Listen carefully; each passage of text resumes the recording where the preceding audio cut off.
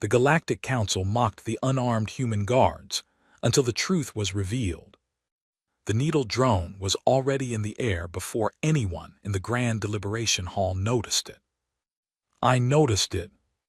I had noticed it 4 seconds before it launched, when the delegate from the Kreth Sovereign seated in the far left gallery shifted his body weight to his right side and angled his ceremonial robe just slightly away from the security scanner mounted near the entry arch.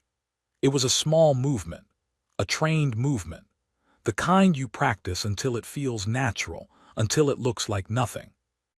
Nothing is never nothing, not to me. My name is Kale Harrow. I am a senior guard, Human Protective Division, assigned to the Grand Deliberation Hall of the Galactic Council. I have held this post for 6 years. I am 31 years old, 189 centimeters tall, and on the morning this story begins, I was wearing a plain gray uniform with no markings except a small circular pin on my left collar. A pale blue circle, the universal symbol of the Solace Accords, which humanity signed 104 years ago. I carry no weapon. I have never carried one on this post. Neither does my partner, Owen Marsh, who was standing 12 feet to my left when the drone launched. The hall was full. It was always full during a formal session. 43 species were represented, and every seat in the curved gallery was occupied. The chamber itself was enormous, a carved ring of dark stone and pale light, rising 6 stories above the floor, with a central platform where the senior arbiters of the council sat. The acoustics were designed so that even a whisper from the floor could be heard clearly at the highest gallery. Every sound carried. Every motion was visible.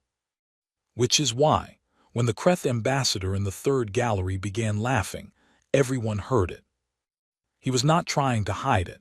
He was leaning toward a colleague, gesturing toward Owen and me, and his translator Chip was projecting his words at a conversational volume into the general frequency. I heard every word. "Do you see that?" he said. 2 human guards, no armor, no weapons, not even a blade. His colleague made a sound that the translator rendered as a low, rippling chuckle. I heard they gave up all weapons under the Solace Accords. I thought it was a political gesture. I did not realize they meant it literally. "They sent us children," the ambassador said. "Soft, unarmed children to guard the most important political chamber in 12 star systems." I did not look at him. I kept my eyes on the hall, on the delegates, on the small movements that most people never think to watch. I tracked the Kreth delegate in the far left gallery. I tracked the angle of his robe. I tracked the slight bulge near his left wrist that had not been there when he entered. Owen had not moved either. He was standing in his spot, hands loose at his sides, face forward. From the outside, he probably looked bored. He was not bored. Owen was never bored. He told me once that standing in a crowded room felt like standing in a stream, information flowing past you constantly, and your only job was to feel the current change. The ambassador was still talking. Other delegates had picked up the thread now. I could hear laughter from 2 other galleries, polite and not so polite. Someone called out in a language my translator did not catch, but the tone needed no translation. I let it pass. This was not the first session where this had happened. It would not be the last. We had been briefed extensively by the Secretary General before our posting. She had told us 3 things. She had said, "You will be underestimated, let them." She had said, "You will be laughed at, that is fine." And she had said, "Do not explain yourselves, not yet." Not yet. I had thought about those 2 words many times in 6 years. They implied a later, a moment when the explanation would arrive, not through words, but through something that could not be argued with. The session opened formally. The senior arbiter, an ancient Orin whose name translated roughly to something that sounded like wind passing through deep stone, called the chamber to order. The Orin were the oldest species on the council. Their current eldest member was estimated to be over 10,000 years old. He moved slowly and spoke even more slowly, but when he spoke, the room changed temperature. Not literally, but the quality of attention shifted in a way I had learned to recognize. He began the proceedings. I stopped listening to the words and started listening to the room. The Kreth delegate in the far left gallery adjusted his wrist again. There it was. I did not run. Running in the chamber was not permitted under protocol, and more importantly, running would alert the drone's operator, who would likely trigger it immediately at a random target rather than the specific target it was aimed at. I moved at a walking pace, steady and even, angling toward the center of the hall where the senior arbiters sat. My route took me past the gallery entrance. I timed it carefully. The drone launched. It was small, roughly the size of a large moth, its wings made of a near-transparent membrane that caught the light strangely. It was fast. It was aimed at the center platform. Owen caught it.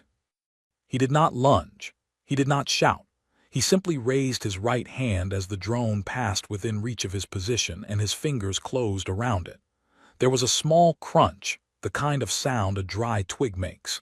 He lowered his hand, opened his fingers briefly to confirm the device was disabled, then set it gently on the narrow railing beside him. He returned his hand to his side. 3 seconds, perhaps 4.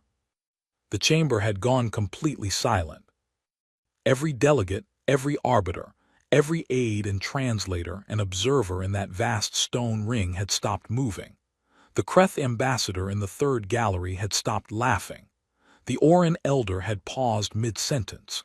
Even the ambient sound of the building's environmental systems seemed to have quieted, as if the walls themselves were paying attention. Owen stared straight ahead. He did not look at the drone. He did not look at the crowd. He looked at the hall, at his job, at the space he was responsible for. I had reached the railing on the opposite side of the platform. I stood there, watching the far left gallery. The Kreth delegate with the wrist device had not moved. He appeared to be deciding something. He looked at me. I looked at him. He made the decision to remain still. Good choice, I thought. The silence held for a long moment. Then the senior arbiter's voice came through the chamber, unhurried and dry.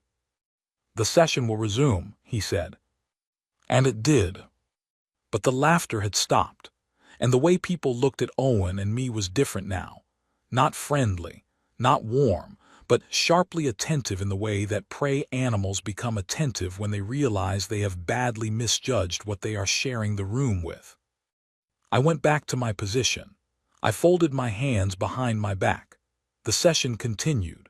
43 species sat in their galleries and debated trade routes and border agreements and resource rights, and outside in the long corridor, 6 more human guards held their posts without a sound. We stood in our gray uniforms, with our pale blue pins and no weapons at all. The hall was very quiet for the rest of that session.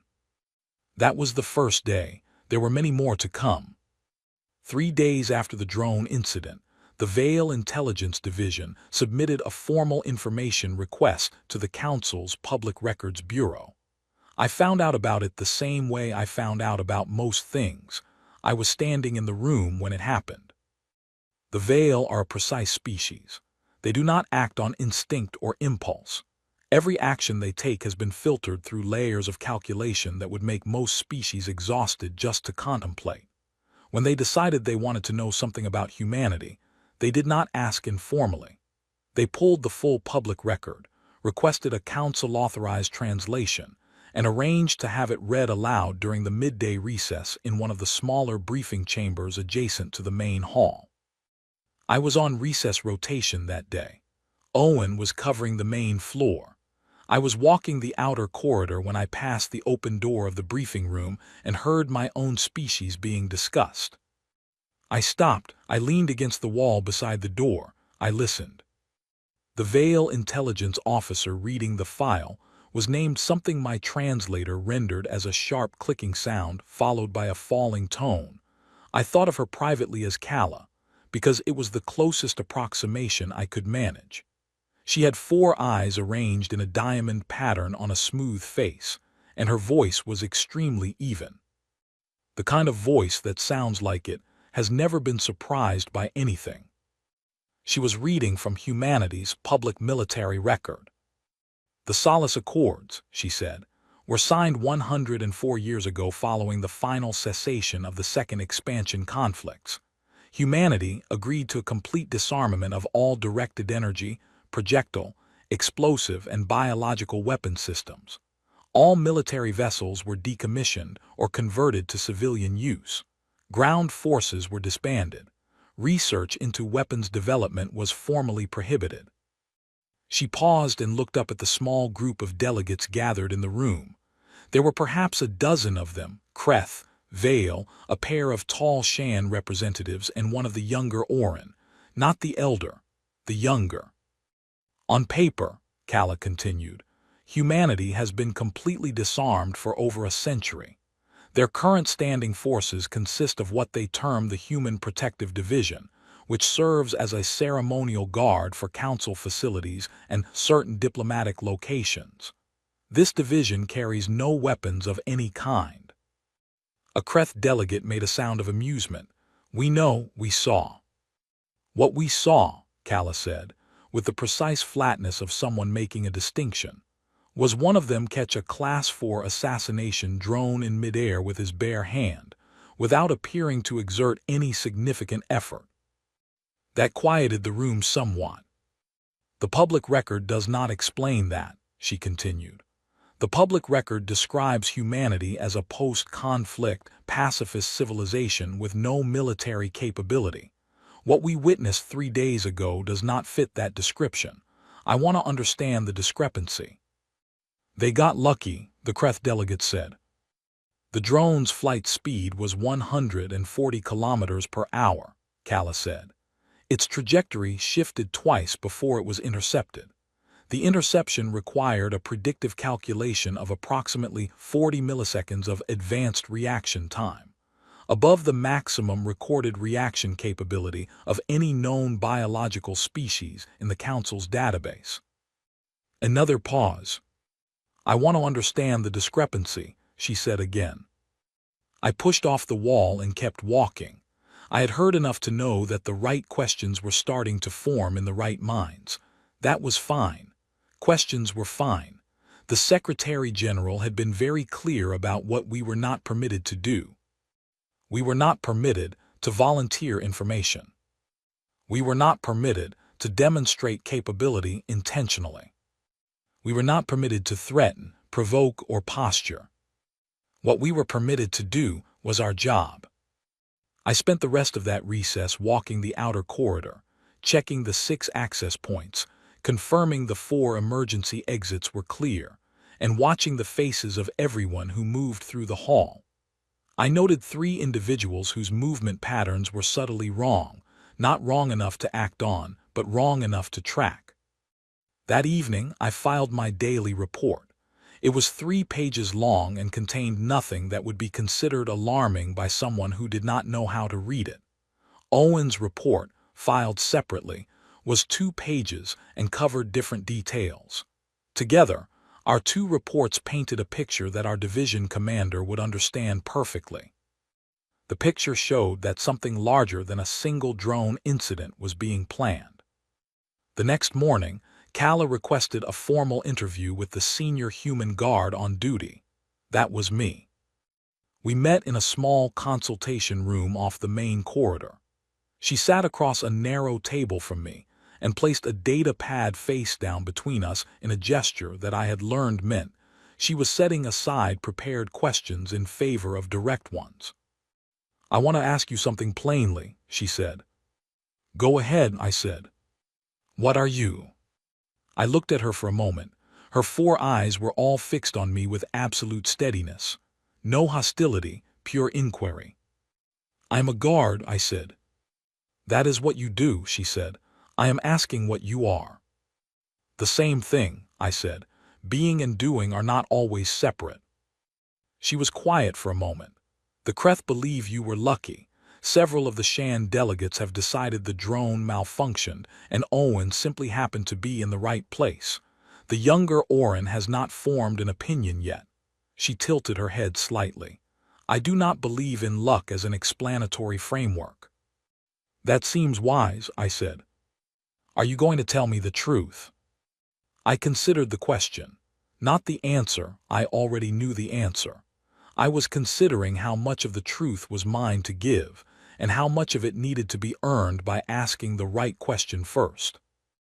I am going to tell you something true, I said. We are trained to protect the council. Every guard unit in this building says that, she said.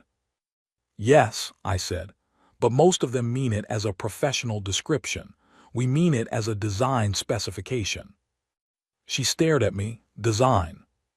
You have not asked the right question yet, I said. I watched that land.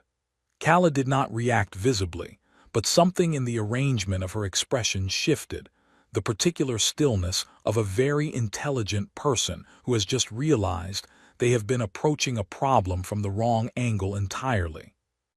The interview ended shortly after. She thanked me formally. I thanked her formally. I returned to my post. That afternoon, the second attack came. It was not a drone this time. 6 individuals in maintenance uniforms entered the building through the East Service Corridor at 1440 hours. Their credentials were legitimate, or rather, they were perfect copies of legitimate credentials, good enough to fool the automated scanners. Not good enough to fool Owen, who was walking that corridor on rotation, and noticed that the first individual in the group had the stride pattern of someone who had trained extensively in close-range engagement. His left heel barely touched the ground. That is a specific habit that develops from years of learning to move without sound. Owen activated his comm and said 2 words to me, East 6. I was already moving. The 6 individuals split up at the first junction. 2 went toward the main hall. 2 went toward the arbiter's private chambers. 2 came toward me. I took care of my 2. The details are not complicated, but they would take longer to describe than they took to happen. When it was over, both individuals were secured and I was calling for council medical personnel to check them for injuries. Neither was seriously hurt. Owen handled his 4 in the same amount of time. We compared notes afterward. He had been mildly impressed with the 4th one, who had apparently anticipated his approach more accurately than the others and made him work a little harder. Owen described it the way someone describes a mildly challenging puzzle. Fondly, almost. We filed a joint incident report. It was 6 pages. Our division commander read it and replied with 2 words, "Well done." The council was formally notified. The attackers were transferred to a secure holding facility. Their identities were not immediately clear. The credentials were so deeply fabricated that it would take the Vale Intelligence Division several days to untangle the origin. That evening, I stood at my post in the main hall and listened to the delegates talk to each other in the galleries above me. The Kreth ambassador had not made a joke since the morning of the first day. He watched me now with an expression I recognized from my training briefings, the specific look of a predator that has encountered something it cannot immediately categorize. I found that look very satisfying. I would not have told you so at the time.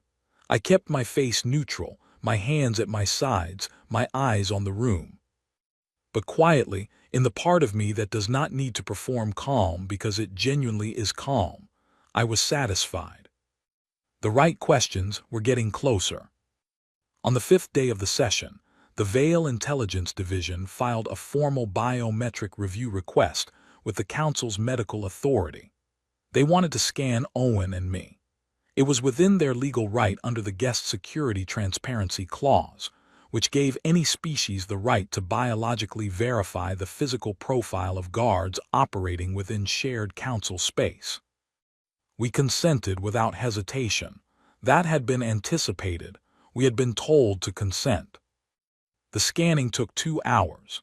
The Vale sent their senior biologist, a careful, methodical individual I thought of as Pern, because his name sounded vaguely like wind against something hollow, along with 3 assistants and a portable assessment array that they set up in the consultation room with great precision.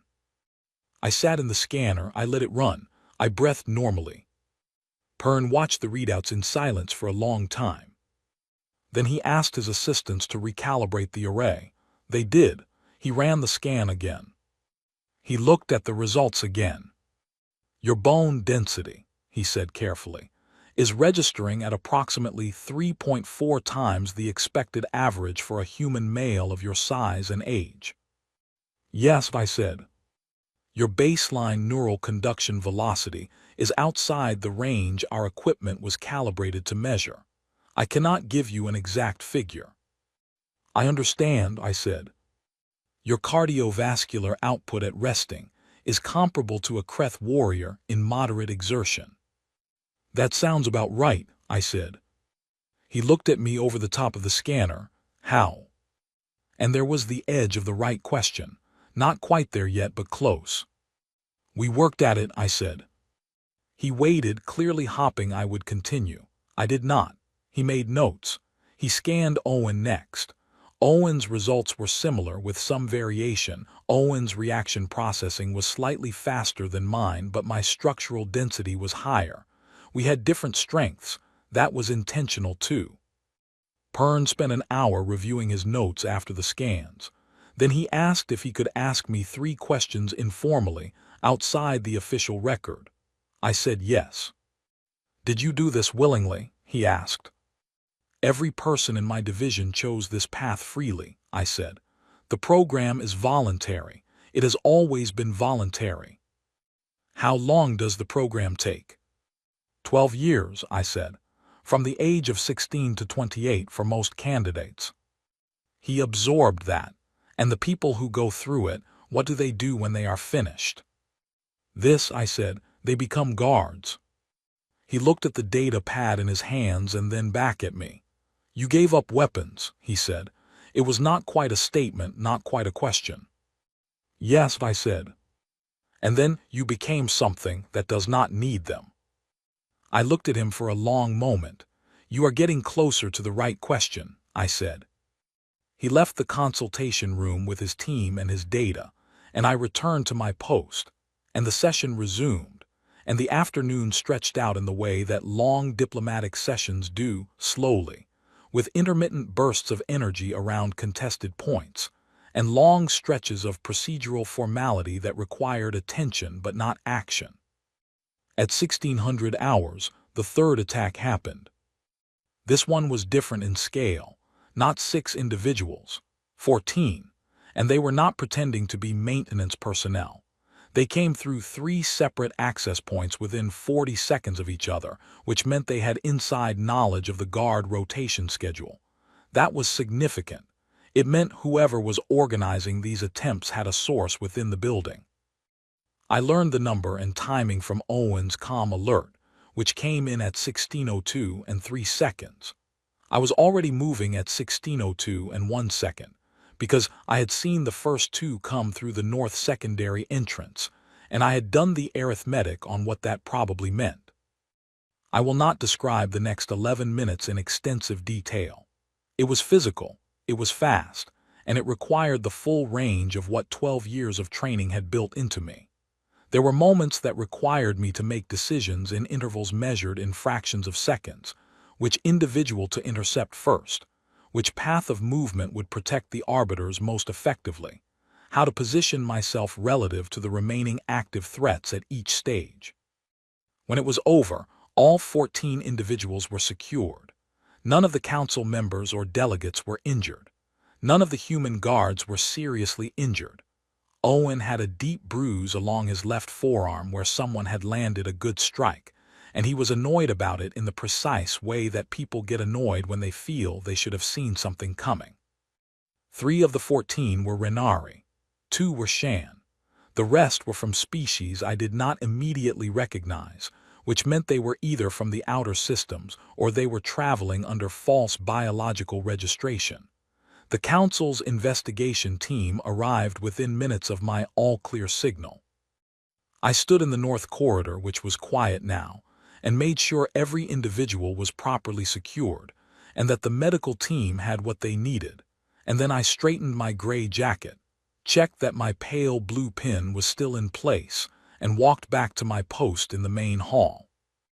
The session had been suspended during the security response. It was resuming as I re-entered. The galleries were full of delegates who had spent the last 11 minutes hearing things they could not fully interpret through the sealed chamber doors. And now, they were watching Owen and me walk back to our positions, with expressions ranging from careful neutrality to something that looked very much like unease. The Kreth ambassador looked at me the way you look at something when you finally realize you have been using the wrong category for it entirely. I stood at my post. I put my hands behind my back. I looked at the room, at my job, at the space I was responsible for. Calla was seated in the Veil Gallery. She was watching me with those 4 steady eyes, and I could see that she was finally asking herself the question she had been approaching from every other direction for 5 days. Not what are they allowed to do. Not what do they carry. Not what happened to their weapons. The right question, the real one. What did they do to themselves? I did not smile, but inside in that quiet place something settled. We were almost there. The eldest Orin counselor asked for a private session on the 6th morning. He requested that it include the 2 senior human guards on duty, the Veil intelligence lead, and no one else. The council's procedural authority granted the request within minutes of its submission. When the eldest Orin requested something, the procedure moved quickly. He had been on the council before some of the current species had developed written language. We met in a room deep in the building's core, a small space with curved stone walls and a low circular table. The Orin elder moved like water that had decided to take a temporary human shape, slowly, with absolute certainty of every movement. He lowered himself into his seat and was still for a long moment before he spoke. His translated voice was deep and slightly resonant, like a sound that has traveled a very long distance. I have been watching your species for 40 years, he said. Since before the Solace Accords were signed, I watched the debates, I watched the vote, I thought I understood what you were choosing. He looked at Owen, then at me. I was wrong, he said. I would like to understand what you actually chose. I glanced at Owen. Owen gave me the faintest nod. This was the moment, not because we had decided it, but because the moment had decided itself, the right person in the right room, asking the right question with the full weight of genuine curiosity and no trace of mockery. May I speak plainly? I asked. I would prefer nothing else, the elder said. The Solace Accords prohibited weapons, I said. Every category of weapon that existed at the time of signing is explicitly listed in the treaty. Directed energy, projectile, explosive, biological, and chemical. Our legal team spent 11 years reviewing those categories before the treaty was signed. Calla, seated across the table, had gone very still. The treaty said nothing about people, I said. The room was quiet. Our weapons programs did not end when we signed the Accords, I continued. They changed direction. Every researcher, every engineer, every program that had been working on external weapons technology was redirected. We did not give up the pursuit of capability. We gave up the pursuit of external capability. We turned inward. Explain inward, the elder said. Voluntary biological engineering, I said. Open-sourced, democratized, and available to any citizen who chose to enter the program. Not secret, not hidden. The research is published. The results are published. Anyone who pulled our medical journals from the last century could have seen it. We pulled your medical journals, Calla said. We did not know how to read what we were seeing. Most people do not, I said. The changes are incremental. Each generation of the program produces small improvements over the last. Over a century, small improvements compound. I paused and let that land before continuing. The program begins at 16, I said. Candidates go through a structured 12-year process. Physical, neurological, and cognitive development, guided and supported by the best medical science we have produced in a century of focused research. Nutrition, movement, recovery, cognitive training, environmental adaptation. Every element is refined continuously. We have had 100 years of refinement. The Orin elder had not moved during this. He was watching me with an attention that felt geological, the attention of something that has watched enough time pass that it has learned to notice the shapes of things before they become obvious to others.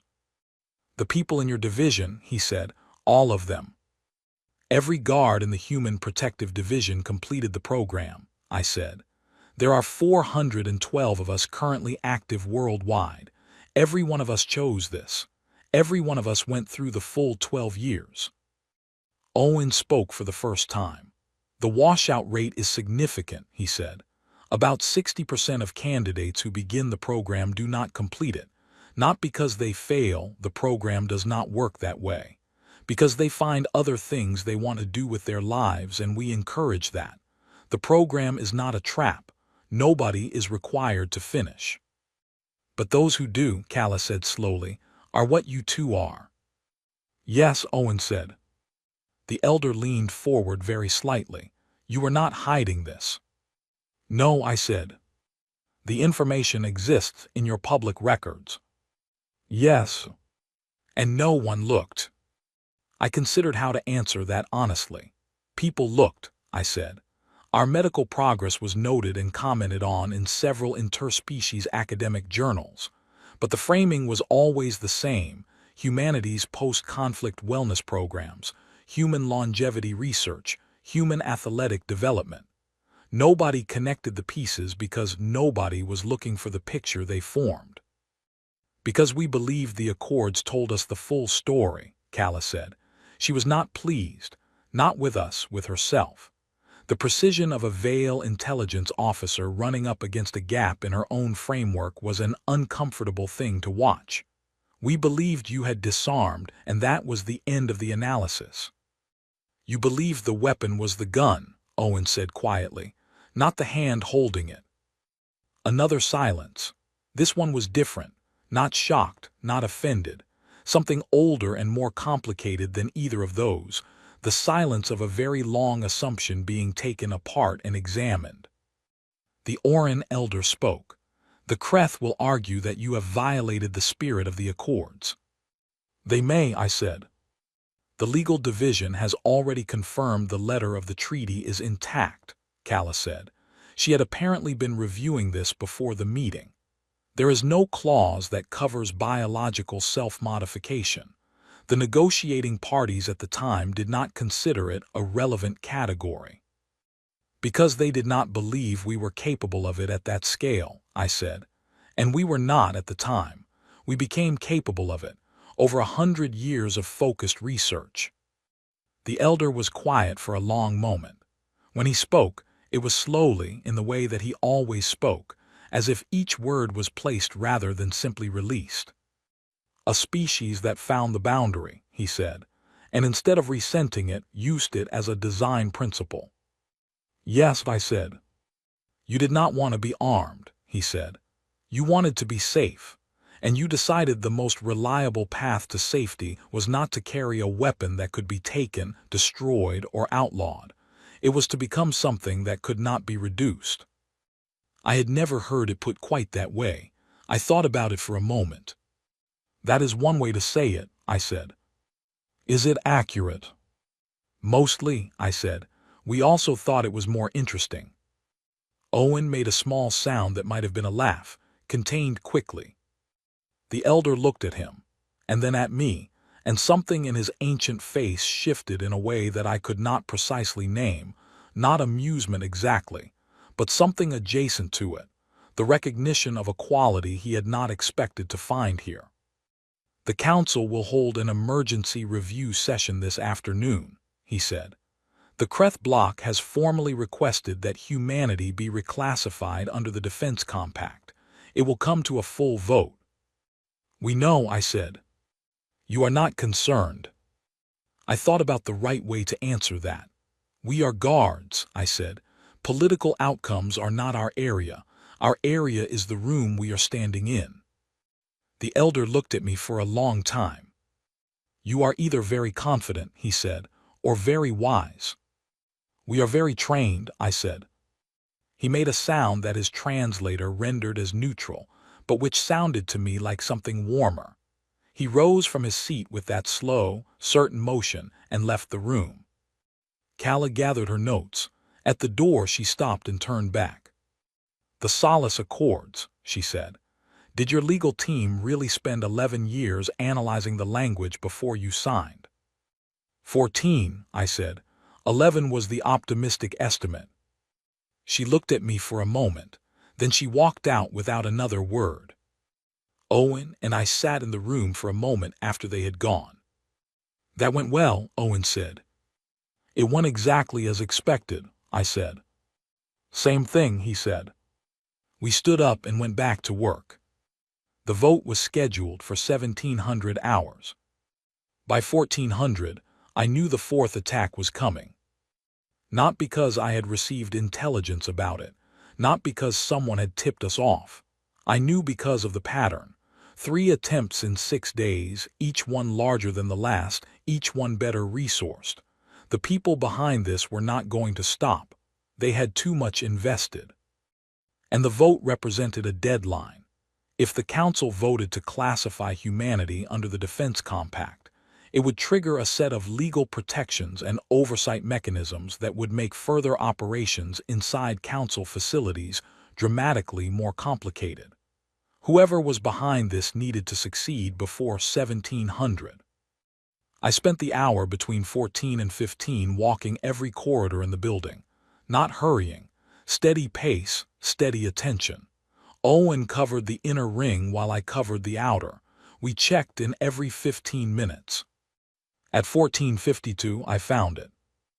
It was in the ventilation infrastructure on the building's north side, a device attached to one of the main circulation junctions, behind a panel that had been relocked after being opened.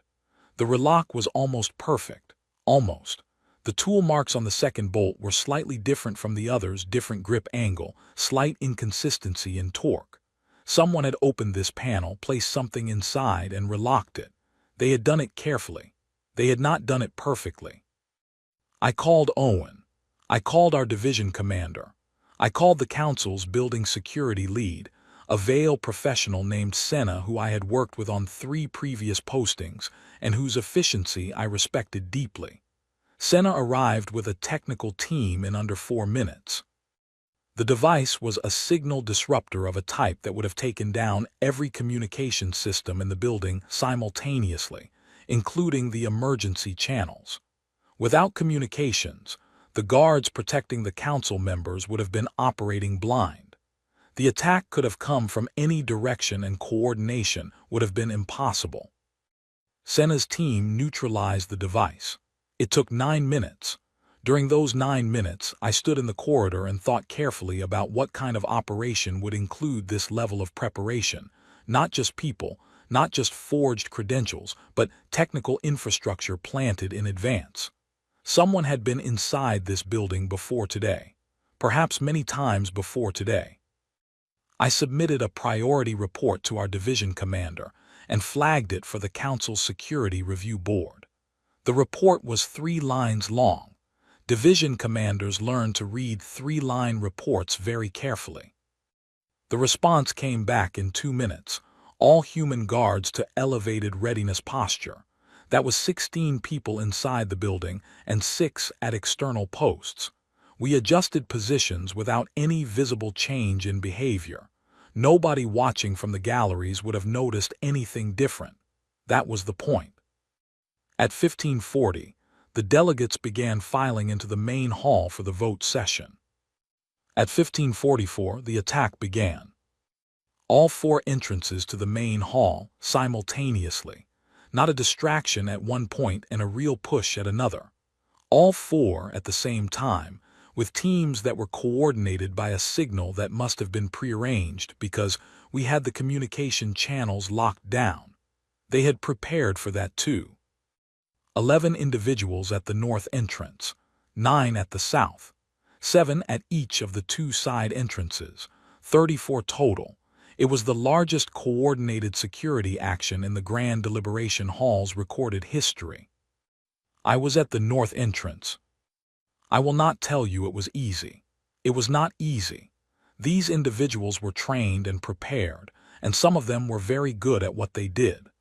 There were moments during those next 14 minutes where the situation required the absolute edge of everything I had spent 12 years building in myself, not just the physical capability, but the decision-making, the pattern reading, the ability to process 4 simultaneous threats without losing track of any of them.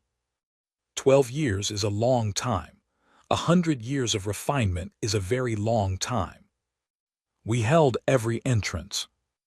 Owen took the south entrance with 2 other guards and managed 9 individuals in the time it took me to manage 11, which meant he finished earlier and redirected to assist at the west side entrance, where one of our newer guards was holding well, but was facing an unusually capable opposition. Owen's arrival ended that engagement quickly. By 1604, all 34 individuals were secured. The main hall had not been breached. Not one delegate, arbiter, or aide had been touched. I straightened my jacket. I checked that my pale blue pin was still in place. I walked back to my post. The hall was absolutely silent as I entered. Every face in every gallery was turned toward me. The Kreth ambassador, the Vale delegation, Kala among them, her 4 eyes tracking my movement with an expression that had passed entirely beyond her usual careful neutrality into something I could only describe as solemn. The young Orin, who looked like he was reassessing a very large number of things very quickly. The Shan representatives. The delegates from the outer systems, many of whom had never seen a human up close before this session. Owen entered from the south corridor a few seconds later and returned to his position. He had a small cut on his right hand that he had wrapped with a strip of material from his jacket pocket. He tucked the wrapped hand behind his back, out of sight. The eldest Orin counselor looked down from the central platform. "The session will come to order," he said. "We will proceed to the vote." The Kreth block moved for the Defense Compact classification immediately. The motion was seconded by 3 allied species. The legal case was made by a Kreth advocate in sharp, precise language. Humanity had demonstrated physical capabilities beyond declared parameters, had engaged in what amounted to covert martial development, and represented an unquantified security risk to every species that shared council space with them. It was not an unreasonable argument, taken in isolation. The Orin elder responded. He spoke for 11 minutes slowly, and every word was placed with the care of someone who has had 10,000 years to learn that words, chosen correctly, outlast almost everything else. He did not argue the legal points directly. He spoke about the 4 attempts on the council's security in 6 days. He spoke about who had stopped them and what had not happened as a result. No delegates injured, no session interrupted, no council member harmed. He spoke about choices, not the choice to become capable, but the choice of how to use that capability. He noted that in 6 days of being mocked, questioned, scanned, legally challenged, and subjected to 4 separate coordinated attacks, not one human guard had raised their voice, made a threat, or acted with anything other than precise and careful professionalism. "We are not measuring what they are capable of," he said. "We are measuring what they choose to do with it." The vote opened, 43 species, 1 vote each. The Kreth block, 12 votes in favor of classification. Their allied species, 8 votes in favor. That was 20 in favor. 14 species abstained or voted against, including several of the mid-tier species who traded heavily with human worlds and whose calculation was as much economic as philosophical. 9 votes in favor of classification had not yet been cast when the Vale block indicated readiness. The Vale had 7 votes. They were the deciding block. If they voted for classification, the motion passed. If they voted against, it failed. Kala was not the Vale block leader. That was a senior diplomat named Allen, a precise and formal individual who had barely spoken to me during the entire session. He rose now and addressed the chamber. "The Vale delegation has reviewed the available evidence," he said. We have reviewed the legal text of the Solace Accords and confirmed that no violation has occurred.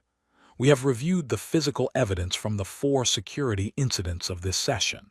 We have conducted formal and informal interviews with the human guards on duty." He paused. "We have also reviewed our own intelligence failure," he said. "The information that would have informed this discussion was available in human public records for decades. We did not find it because we did not look for it. We did not look for it because we had decided, on the basis of a signed treaty, that we already knew what humanity was." Another pause. "We were wrong," he said, "and we will not make that mistake the framework for our vote." He entered the Vail decision into the record. 7 votes against classification. The motion failed, 20-23 with abstentions. The chamber did not erupt.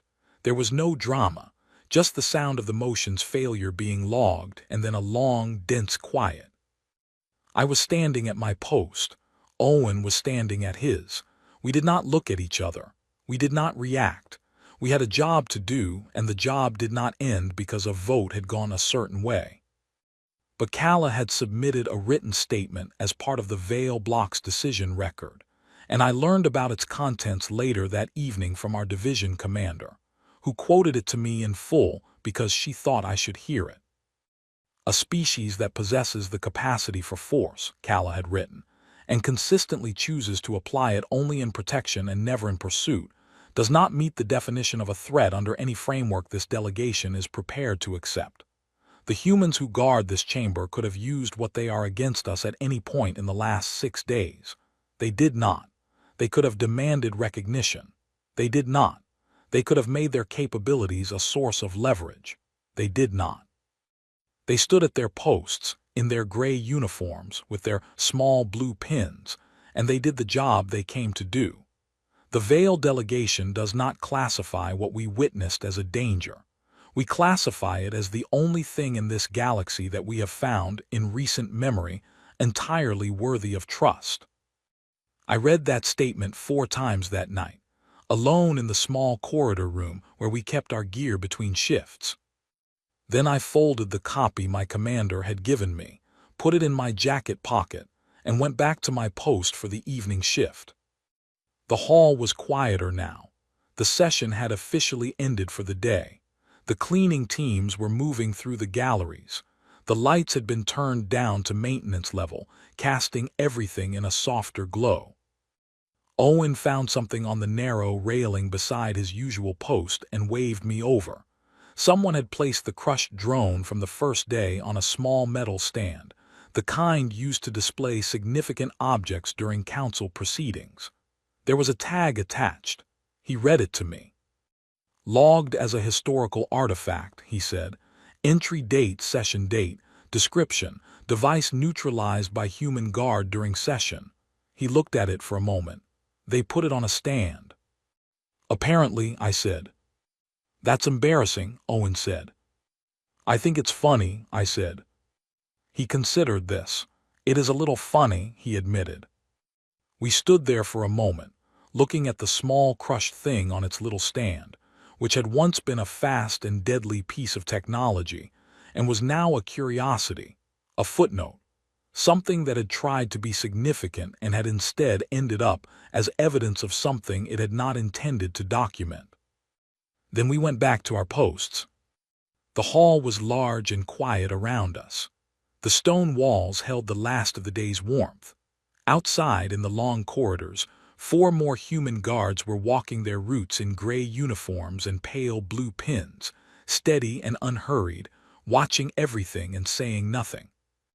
Tomorrow there would be a new session. New delegates, new debates, new details to track and threats to calculate. The Council would continue its slow, complicated work of managing 43 species across 12 star systems, and Owen and I would continue to stand in the room where that work happened and make sure that no one in it came to harm. That was the job. It did not ask for recognition. It did not need to be impressive or historic or understood. It just needed to be done, and done well, every single day, by people who had spent 12 years making themselves into exactly the right instrument for exactly this purpose. I put my hands behind my back. I looked at the room. I kept watch,